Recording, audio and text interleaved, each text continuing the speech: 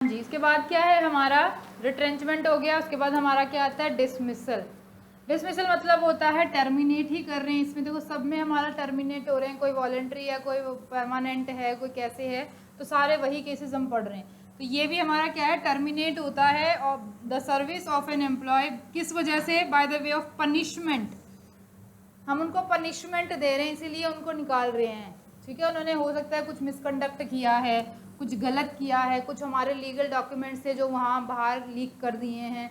ठीक है, कोई इन्फॉर्मेशन थी जो प्राइवेटली रखनी थी, सीक्रेट थी, वो उन्होंने लीक कर दी है। जैसे वो कहते हैं ना, वो आतंकवादी होते हैं, टेररिस्ट होते हैं, उनको इन्फॉर्मेशन लीक करिए तो कोई एम्प्लॉय है अपने ऑर्गेनाइजेशन का, कोई है ऐसा जिसने इसको प्रोवाइड किया, वरना उनको क्या पता था ये चीज़ें। तो वो जो जिस तरीके के बंदे अगर पकड़े जाते हैं तो उनको जब हम करते हैं टर्मिनेट तो उसको बोला जाता है डिसमिस कर देना। ठीक है, डिसमिसल। बात समझ में आ गई? या अनसेटिस्फैक्ट्री परफॉर्मेंस है उनकी तो उसकी वजह से निकालना है तो क्या कर रहे हैं हम उनको डिसमिस कर देते हैं। करते हैं ना, हम ऐसा क्लासरूम्स में भी करते हैं। जो बच्चा मतलब वो कर रहा है, डिस्टर्ब कर रहा है या वो मिसकंडक्ट कर रहा है तो उनको बाहर भेज देते हैं, जाओ भाई बाहर, क्लास को क्यों डिस्टर्ब करना है, तो वो निकाल देने हैं उनको। ये तो परमानेंटली होता है। ठीक है, वो टेम्परेरी वाला वो आगे आएगा कि टेम्परेरी वो सस्पेंशन होता है। जो टेम्परेरी बेसिस पे होता है वो सस्पेंशन होता है। ये परमानेंटली निकालते हैं हम, डिसमिस कर देते हैं उनको। ये एग्जिट इंटरव्यू में कल बता चुकी हूँ क्या होता है। एक है आउट प्लेसमेंट। आउट प्लेसमेंट क्या होता है, जब हम प्लेस कर देते हैं कहीं आउटसाइड, मतलब अपनी ऑर्गेनाइजेशन से बाहर। It is an human resource programme use to help separated employees deal with the emotional stress of job loss and provide the assistant in finding a new job. ये क्या होता है, आउट प्लेस कर दिया उनको। मतलब हमने जिन जिन बंदों को अपने ऑर्गेनाइजेशन से निकाला था, या मतलब मान लो किसी भी, जैसे कह लो जैसे हमने किया था रिट्रेंचमेंट करी थी भाई, इकोनॉमिक कॉजेज़ की वजह से हम उनको निकाल रहे हैं। तो अपनी ऑर्गेनाइजेशन से निकाल रहे हैं लेकिन उनको हम एक असिस्टेंट प्रोवाइड कर रहे हैं कि भाई तक हमारे ऑर्गेनाइजेशन से तो जा रहे हो लेकिन सो एंड सो ऑर्गेनाइजेशन में ना मेरा फ्रेंड है, वो आपको वहाँ जो है वो ज्वाइनिंग करवा देगा, तो वहाँ आप जाके जो है वो ज्वाइन कर सकते हैं। मतलब उनको हम हेल्प कर रहे हैं। ठीक है, जिन बंदों को हम निकाल रहे थे अपनी ऑर्गेनाइजेशन से या जो निकल के जा रहे हैं, अब हम उनको क्या कर रहे हैं, हेल्प कर रहे हैं उनको फाइंड करने में दूसरी जॉब के लिए। तो उसको बोला जाता है आउट प्लेसमेंट। क्या बोला जाता है, आउट प्लेसमेंट। ठीक है जी, to provide the assistance in finding a new job. Clear हो गई बात, समझ आ गई बात? अब बात आती है एब्सेंटिज्म की। एब्सेंटिज्म क्या है? एब्सेंटिज्म है, it means the failure of a worker, कि एब्सेंट हो जाते हैं worker. Failure to report for work when he is scheduled to work, कि उनका काम था आने का, मेरा काम है यहाँ पे पढ़ाने का लेकिन मैं 4 दिन से गायब हूँ, वो भी बिना बताएं।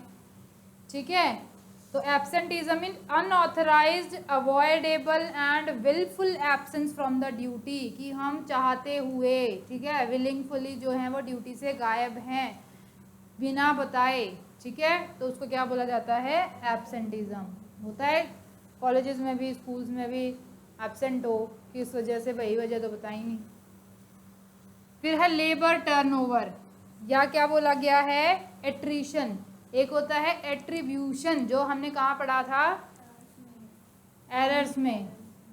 ठीक है, एट्रीब्यूशन हमने एरर्स में पढ़ा था ना, इंटरव्यू की जो एरर्स पढ़ी थी। कैरेक्टरिस्टिक्स होती है, मतलब फीचर्स को देख के जो है हम जज करते हैं, पर्सनालिटी को देख के जज कर देते हैं। ये है एट्रीशन। एट्रीशन मतलब होता है लेबर टर्नओवर। कंफ्यूज मत होना, यही आते हैं पेपर में कंफ्यूज करने के लिए। एट्रीब्यूशन एक सिर्फ बी का फर्क है यहाँ पे, उसी में गलत कराते हैं हम क्वेश्चन को। ये है एट्रीशन। एट्रीशन मतलब होता है labour turnover. It refers to the rate of change in workforce of an enterprise, कि कितनी चेंज होते हैं वर्कफोर्स, बार बार चेंज हो रहे हैं हमारी ऑर्गेनाइजेशन में workforce, during a given period. तो इसको बोला जाता है क्या, लेबर टर्नओवर, कि टर्न बार बार टर्नओवर हो रही है, लेबर बदले जा रहे हैं, कोई परमानेंट लेवल लग ही नहीं रहा है हमारे लिए, तो हमारी जो है वो ऑर्गेनाइजेशन सफ़र कर रही है इसकी वजह से। बार बार नए सोर्सेज से ढूंढ के लेके आ रहे हैं, उनको लगा रहे हैं, वो 2 महीने काम कर रहे हैं, फिर छोड़ जा रहे हैं, फिर नए को लेके आ रहे हैं। तो इससे क्या होती है, लेबर बार बार टर्न ओवर हो रही है। ठीक है, the time to time changes in the composition of the workforce that result from hiring, release and replacement of the employees. ठीक है, it is a measure to extent to which the old employees leave and new employees enter the service of a concern.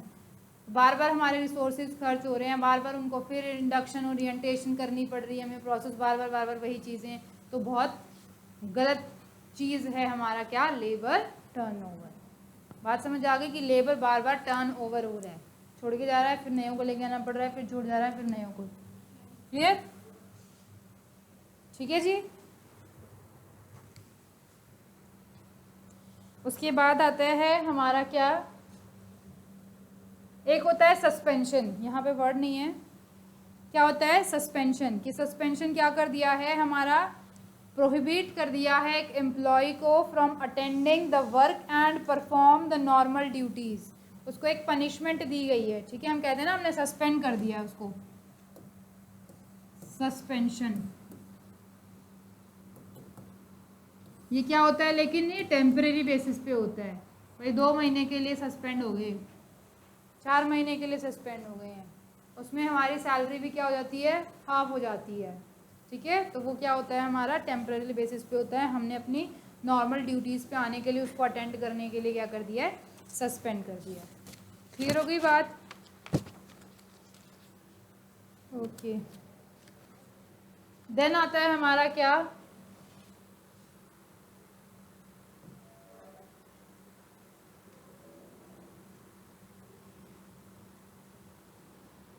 ये कुछ नहीं, छोड़ो, ये देखो, एक होता है जॉब इवैल्यूएशन, एक होता है performance appraisal.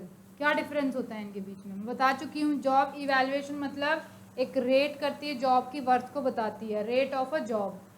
It rates the job keeping in view the responsibility, qualification, experience और वर्क कंडीशन। लेकिन जो हमारी परफॉर्मेंस अप्रेजल क्या होती है, it rates a job holder, ये तो जॉब को रेट करता है इवैल्यूएशन, लेकिन परफॉर्मेंस अप्रेज हम किसकी कर रहे हैं, जो वर्कर है, जो एम्प्लॉयर है, जो भी हमारा, तो वो क्या है, जॉब होल्डर है, तो ये जॉब होल्डर की परफॉर्मेंस को रेट करती है। ठीक है, यहाँ पे क्या बोला गया था, it rates the job keeping in view, क्या चीज़ को लेके चलती है ये, रिस्पॉन्सिबिलिटी को, क्वालिफिकेशन को, एक्सपीरियंस को, वर्किंग कंडीशन को, लेकिन ये किसके बेस पे है, उसकी परफॉर्मेंस के बेस पे है। ये तो उसकी रिस्पॉन्सिबिलिटी क्या थी, उसकी क्या क्वालिफिकेशन है, क्या उसका एक्सपीरियंस है, क्या उसकी वर्किंग कंडीशन है, उसके ऊपर रेट करती है। लेकिन ये क्या करती है, उसकी परफॉर्मेंस की, उसने परफॉर्म कितना किया है। ठीक है, फिर इसका क्या है, जॉब इवैल्यूएशन का पर्पस क्या है, वेज लेवल्स को, डिफरेंट जॉब्स के लिए क्या वेजेस होनी चाहिए उसको डिटरमाइन करना है। लेकिन इसका क्या है, प्रमोशन कैसे मिलेगा, ट्रांसफ़र कहाँ होगी, ट्रेनिंग कितनी है, रिवॉर्ड क्या मिलेंगे, अवार्ड्स क्या मिलेगी, पनिशमेंट क्या होगी, उस चीज़ को ध्यान में रखता है, उस चीज़ को डिटरमाइन करता है। ठीक है, ये क्या करता है, it is rated before an employ is appointed, कि पहले अपॉइंट होने से पहले क्या रेट रहेगा, मतलब क्या उसकी वेजेस हमें रखनी है इस पोजीशन के लिए, वो सब डिसाइड करते हैं। लेकिन ये क्या होता है, after the employ has been hired, कि एम्प्लॉय के हायर होने के, आने के बाद, सेलेक्ट होने के बाद जो रेटिंग करनी है वो है परफॉर्मेंस अप्रेजल। ये क्या है, कंडक्टिंग जो है वो नॉट कंपलसरी है, लेकिन परफॉर्मेंस अप्रेजल क्या है, कंडक्ट करते हैं हम रेगुलर बेसिस पे, ये कंपलसरी है। ठीक है, फिर क्या बोला गया है, it is done by a committee, कौन करता है इसको, इंटरनल एंड एक्सटर्नल एक्सपर्ट्स, जो एक एक्सपर्ट की कमेटी होती है हमारे इंटरनल और एक्सटर्नल जो ऑर्गेनाइजेशन के अंदर जो एक्सपर्ट्स होते हैं, उनकी एक कमेटी बनती है जो यहाँ पे बताती है जॉब इवैल्यूएशन को। लेकिन ये कौन करता है, ये एम्प्लॉयज़ देमसेल्फ कर सकते हैं, उनके पीयर ग्रुप कर सकते हैं, या सुपरवाइजर कर सकता है, या सबका कॉम्बिनेशन भी जो है वो परफॉर्मेंस को अप्रेज कर सकता है। क्लियर हो गई बात?